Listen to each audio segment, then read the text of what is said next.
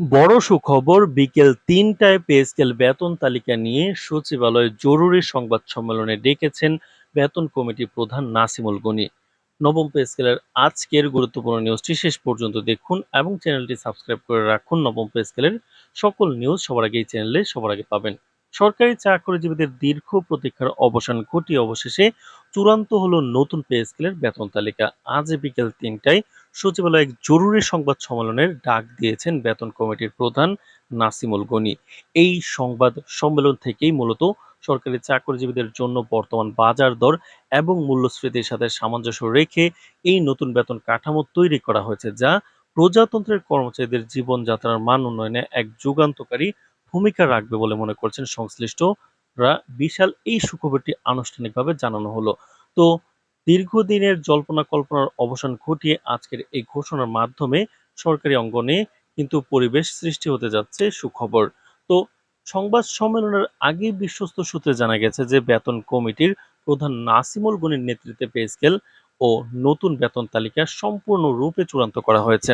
দীর্ঘ পর্যালোচনা, যাচাই-বাছাই ও বিভিন্ন অংশীজনের সাথে ধারাবাহিক বৈঠকের পর এই চূড়ান্ত তালিকাটি অর্থ মন্ত্রণালয় বরাবর প্রেরণ করা হয়েছিল।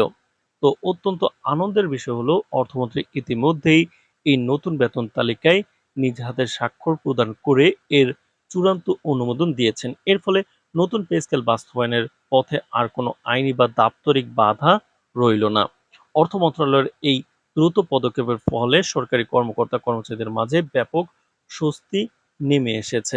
নতুন এই পে স্কেলের সবচেয়ে বড় চমক থাকছে নিম্ন ও মধ্যম আয়ের কর্মচারীদের জন্য। বেতন কমিটির প্রধান নাসিমুল গনি জানিয়েছেন, এবারের পে স্কেলে ১১ থেকে ২০ গ্রেডের কর্মচারীদের বেতন ও ভাতা বৃদ্ধির দিকে বিশেষ নজর রাখা হয়েছে। এই গ্রেডগুলোতে বেতন ও ভাতা উল্লেখযোগ্যভাবে বাড়বে, যা অতীতের সকল রেকর্ড ছাড়িয়ে যাবে। তো দর্শক, ভিডিওটির এই মুহূর্ত পর্যন্ত যারা দেখছেন চ্যানেলটি সাবস্ক্রাইব করে রাখুন নবম পে স্কেলের সকল নিউজ সবার আগে পেতে। তো দর্শক, প্রাপ্ত চূড়ান্ত সিদ্ধান্ত অনুযায়ী ১ থেকে ১০ম গ্রেডের কর্মকর্তাদের মূল বেতন বৃদ্ধি পাবে ৬০% এবং তাদের বিভিন্ন ভাতা বৃদ্ধি পাবে ২০%। অন্যদিকে বৈষম্য কমিয়ে আনার লক্ষ্যে ১১ থেকে ২০ গ্রেডের কর্মচারীদের মূল বেতন অভাবনীয়ভাবে ১৪০% বৃদ্ধি করার সিদ্ধান্ত নেওয়া হয়েছে। পাশাপাশি তাদের অন্যান্য ভাতাও বাড়ানো হয়েছে ৫০%। শুধু তাই নয়, অবসরপ্রাপ্ত সরকারি কর্মচারীদের জন্য রয়েছে এক বিশাল সুখবর। তাদের পেনশন সুবিধা এক লাফে ১০০% বৃদ্ধি করার প্রস্তাব অনুমোদিত হয়েছে। বেতন ভাতা বৃদ্ধির পাশাপাশি সরকারি কর্মচারীদের জন্য বহুল কাঙ্ক্ষিত রেশন সুবিধার বিষয়টিও নতুন পে স্কেলে অত্যন্ত গুরুত্বের সাথে অন্তর্ভুক্ত করা হয়েছে। নাসিমুল গনি জানান, এবারের পে স্কেলে মূলত সব গ্রেডের কর্মচারীদের জন্য রেশন সুবিধা প্রদানের কথা ভাবা হচ্ছে। তবে সরকারের বর্তমান সক্ষমতা ও কাঠামোগত দিক বিবেচনা করে প্রথম ধাপে শুধুমাত্র ১১ থেকে ২০ গ্রেডের কর্মচারীদের এই রেশন সুবিধার আওতায় আনা হবে। এর পাশাপাশি অগ্রাধিকার ভিত্তিতে ১১ থেকে ২০ গ্রেডে কর্মরত মোট ২ লাখ কর্মচারীকে বিশেষ ফ্যামিলি কার্ড প্রদান করা হবে। এই ফ্যামিলি কার্ডের মাধ্যমে তারা সরকার নির্ধারিত বিভিন্ন নিত্য প্রয়োজনীয় পণ্য নিয়মিতভাবে সুলভ মূল্যে সংগ্রহ করতে পারবেন, যা তাদের দৈনন্দিন পারিবারিক ব্যয়ভার লাঘবে ব্যাপক সাহায্য করবে। কারণ আর্থিক সুবিধা পাওয়া যাবে এই ফ্যামিলি কার্ডের মাধ্যমে। তো দর্শক, ভিডিওটির এই মুহূর্ত পর্যন্ত যারা দেখছেন চ্যানেলটি সাবস্ক্রাইব করে ভিডিওটি কন্টিনিউ করুন। অনেকের মনে শঙ্কা ছিল যে নতুন পে স্কেল কার্যকর হলে হয়তো পূর্বে পাওয়া বিশেষ ভাতা বাতিল হয়ে যাবে।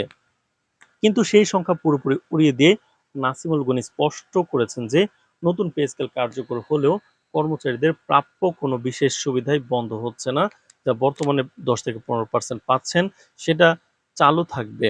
তো এই সকল যুগান্তকারী সিদ্ধান্তের চূড়ান্ত আনুষ্ঠানিকতা হিসেবে আগামী ৭ আগস্ট নতুন পে স্কেলের সরকারি গ্যাজেট ও প্রজ্ঞাপন প্রকাশ করা হবে বলে তিনি জানিয়েছেন। সব মিলিয়ে দীর্ঘদিনের দাবি দাওয়া পূরণ হওয়া এবং নিম্ন গ্রেডের কর্মচারীদের প্রতি বিশেষ সুবিচার করায় সরকারের এই পদক্ষেপকে ঐতিহাসিক বলে আখ্যায়িত করেছেন সংশ্লিষ্ট বিশেষজ্ঞরা। এখন কেবল ৭ আগস্টের গ্যাজেট প্রকাশের অপেক্ষা, যার মধ্য দিয়ে লাখো সরকারি চাকরিজীবীর ভাগ্যের এক নতুন দিগন্ত উন্মোচিত হতে যাচ্ছে। নবম পে স্কেলের আজকের যে কোনো গুরুত্বপূর্ণ নিউজ পেতে অবশ্যই এই চ্যানেলটি সাবস্ক্রাইব করে রাখুন। আজ এ পর্যন্তই।